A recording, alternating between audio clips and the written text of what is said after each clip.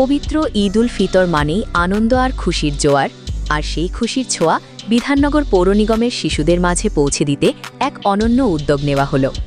মাননীয় মুখ্যমন্ত্রী মমতা বন্দ্যোপাধ্যায় ও মাননীয় সাংসদ অভিষেক বন্দ্যোপাধ্যায়ের অনুপ্রেরণায় এবং মাননীয় সাংসদ ড কাকলি ঘোষ দস্তিদারের পৃষ্ঠপোষকতায় আয়োজিত হল এসো হাত ধরি, চলো ঈদের বাজার করি। রাজারহাট নিউটাউন বিধানসভার মাননীয় বিধায়ক তাপস চ্যাটার্জির আন্তরিক সহযোগিতায় এবং বিধাননগর পৌর নিগমের ৩ নং ওয়ার্ডের পৌর প্রতিনিধি তথা মেয়র পারিষদ আরত্তিকা ভট্টাচার্যের বিশেষ আয়োজনে এই অনুষ্ঠানটি সম্পন্ন হয়। নারায়ণপুর বটতলায় আয়োজিত এই কর্মসূচির মূল লক্ষ্য ছিল বিধাননগর পৌর নিগমের ১ থেকে ৫ নং ওয়ার্ডের শিশুদের মুখে হাসি ফোটানো। উদ্বোধক পশ্চিমবঙ্গ সরকারের খাদ্য ও খাদ্য সরবরাহ দপ্তরের মাননীয় মন্ত্রী রথীন ঘোষ। প্রধান অতিথি হিসেবে উপস্থিত ছিলেন বিধাননগর পৌর নিগমের মেয়র পারিষদ রহিমা বিবি মণ্ডল। এছাড়াও বিশেষ সম্মানীয় অতিথি হিসেবে উপস্থিত ছিলেন রাজারহাট পঞ্চায়েত সমিতির সভাপতি প্রবীর কর, বিধাননগর পৌর নিগমের ১ নং বড় চেয়ারম্যান শাহনওয়াজ আলী মণ্ডল, ১ নং ওয়ার্ডের পৌর প্রতিনিধি পিনাকি নন্দী, ৫ নং ওয়ার্ডের পৌর প্রতিনিধি নন্দিনী ব্যানার্জি সহ এলাকার অন্যান্য বিশিষ্ট ব্যক্তিবর্গ। শিশুদের হাতে নতুন পোশাক ও উপহার সামগ্রী তুলে দেওয়ার এই মানবিক উদ্যোগে খুশি এলাকার বাসিন্দারা। উৎসবে আনন্দ ভাগ করে নেবার এই ছবি ধরা পড়ল নারায়ণপুরের বুকে। দেখতে থাকুন বেঙ্গল নিউজ টিভি।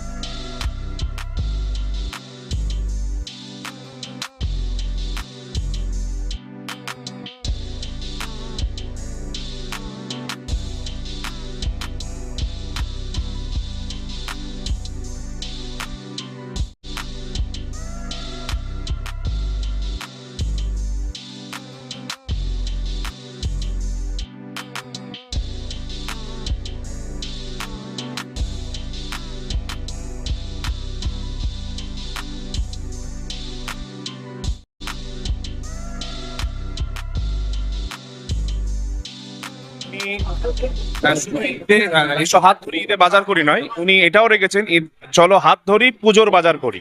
অর্থাৎ এখানে দেখেন সম্প্রীতি একটা মেলবন্ধন আছে। আমরা জানি নানা ভাষা, নানা মত, নানা পরিধান, বিবিধের মাঝে দেখো মিলন মহান। আর এটা আমাদের বিধায়ক, রাজারহাট নিউ টাউনের বিধায়ক মাননীয় শ্রী তাপস চ্যাটার্জি মহাশয় এটা করেই চলেছেন এবং আশাবাদী তিনি করবেন। কারণ তিনি সবসময় বলেন আমি দরিদ্র পরিবার থেকে এসেছি, আমি দরিদ্রকে থেকে চিনি। তাই শিশু বাচ্চাদের যদি খুশি না থাকে, শিশু বাচ্চাদের মুখে যদি হাসি না থাকে, আমি তাপস্যাটা যে আমার মুখে হাসি থাকে না। আর আমরাও এটাও জানি যে মানুষকে ভালোবাসে, মানবতাকে ভালোবাসে, যাদের মধ্যে মানবতা আছে এই মানুষটা অবশ্যই ভালো মানুষ এবং এই মানুষের পাশে আমার সবসময় সর্বদা আমরা থাকা উচিত। সেই জন্য আমরা পশ্চিমবঙ্গ আল কোরআন ফাউন্ডেশনের পক্ষ থেকে আমরা আজ থেকে 3 বছর আগে তার কাজের দিকে লক্ষ্য রেখে, সম্প্রীতির দিকে লক্ষ্য রেখে সেরার সেরা বিধায়ক সম্মাননা দিয়েছি। তো আমরা বর্তমানেও দেখছি যে তিনি সেরার সেরা অবশ্যই বিধায়ক। তার জন্য আমরা একটা বইও লিখেছি, কিছুদিন পরে দেখবেন পাবলিশ হবে আশা করা যায়। মানুষ বেঁচে থাকে, মানুষ মরে যায় কখন? যখন মানুষের অস্তিত্ব থাকে না। আমি মারা গেলাম, আমার কোনো অস্তিত্ব নেই, কালকে আমার নাম আর কেউ করবে না। কিন্তু আমি মারা গেলাম, আমার অস্তিত্ব আছে কি? আমি সমাজের যে ভালো ভালো কাজগুলো করেছি, প্রতিষ্ঠান বাড়িয়েছি, স্কেল দিয়েছি, বাচ্চাদের পাশে দাঁড়িয়েছি, অসুস্থ মানুষের পাশে দাঁড়িয়েছি, কারোর অর্থ দিয়ে তাকে জীবন বাঁচিয়েছি। জীবন বাঁচানোর মালিক যদিও আমরা মনে করি আল্লাহ পাক রব্বুল আলামিন বা সৃষ্টিকর্তা জীবন বাঁচান, তারপরও সহযোগিতা করে তাদেরকে আমরা সুস্থতা জায়গা নিয়ে এসেছি। এই যে কর্মগুলো, এই কর্মগুলো অবশ্যই প্রশংসার যোগ্য। আমরা কোরআন বা হাদিসের মধ্যে দেখেছি যে মানুষকে প্রশংসা করতে পারে না, যার ভালো কাজের প্রশংসা থাকে না সে মানুষ তার সৃষ্টিকর্তার পক্ষ থেকে কখনো প্রশংসা হয় না। তো যে মানুষটা অবশ্যই প্রশংসিত সেই মানুষটাকে মুখে নয় আমরা লিখিত প্রশংসিত করতে চাই। খুব দরিদ্র পরিবারে জন্মেছি। ছোটবেলায় আমার পুজোর বাজার হতো, পুজোর 1 দিন আগে বা 2 দিন আগে পুজোর বাজার, তখন মনে হতো 15 দিন হয়ে যাবে। এই জন্য মনে হতো যে কোনো উৎসবে আমরা ছোটবেলায় নতুন কাপড় আসলে গন্ধ শুনতাম, নতুন কাপড়ের গন্ধ। এই বাচ্চাদের কাছে ঈদ বলুন আর দুর্গা পুজো বলুন, চলো হাত ধরি, তারপরে আমরা মঞ্চে তুলে বাচ্চাদের নাম ধরে ধরে দিয়ে অপমান করি না, বাচ্চাদেরকে নিয়ে দোকানে গিয়ে তার চয়েসফুল জিনিস সে কিনবে, তার বিধান টাকা রাখবে। এটা দুটো কাজ হয়, আমার লোকাল দোকানদারদের সেল হয়, তারা লোকাল দোকানদার প্রথমে একবার ব্যবসা করে, তারপর সবাই নারায়ণপুর বাসিন্দা, তাদের একটা সেল আর 2 নম্বর হচ্ছে তারা বাচ্চাগুলো নিজের চয়েস মতো করে জিনিসপত্র কিনতে পারে। আমি মনে করি এই বৃহত্তর পরিবারের মানুষ, আমার যেমন বাড়িতে একটা নাত দেয়, তার জন্য যেমন সবকিছু আমরা কিনি, এই বাচ্চাগুলো আমার নাতি তাদের জন্য সেই ভালোবাসা বা ইত্যাদি। আমার দিদি এইসব এইবার মধ্যে তুয়ানার কবি বলেছিলেন যে এই শিশুকে বাদযোগ্য করে যাবো আমি, নবজাতকের কাছে এটা আমাদের অঙ্গীকার। এটা এই ব্যাপারগুলো থাকবে।